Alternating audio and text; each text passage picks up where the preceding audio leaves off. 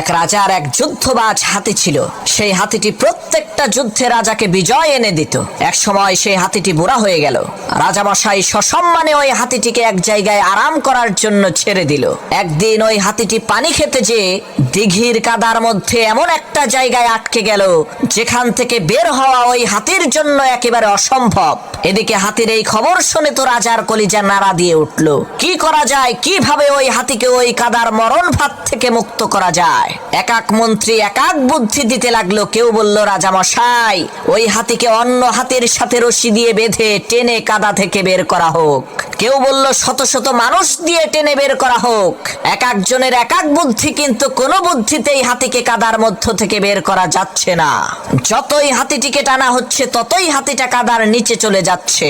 এমন সময় সবচাইতে যে বৃদ্ধ মন্ত্রী, সে বলে উঠল, রাজামশাই, যতই টেকনিক খাটান আর যতই কৌশল খাটান, কোন কৌশল আর কোন টেকনিক দিয়েই এই হাতিকে আপনি এখান থেকে বের করতে পারবেন না।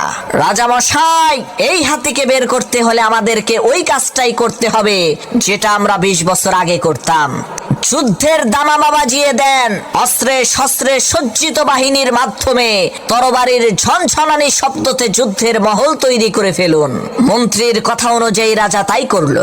যখন যুদ্ধের দামামা বাজানো হলো, বাঁশিতে ফু দেয়া হলো, আর শত শত সশস্ত্র বাহিনীরা তরবারি হাতে নিয়ে সামনের দিকে অগ্রসর হতে লাগলো, তখন কাদার মধ্যে ডুবে থাকা সেই বৃদ্ধ হাতি তার অতীতে চলে গেল।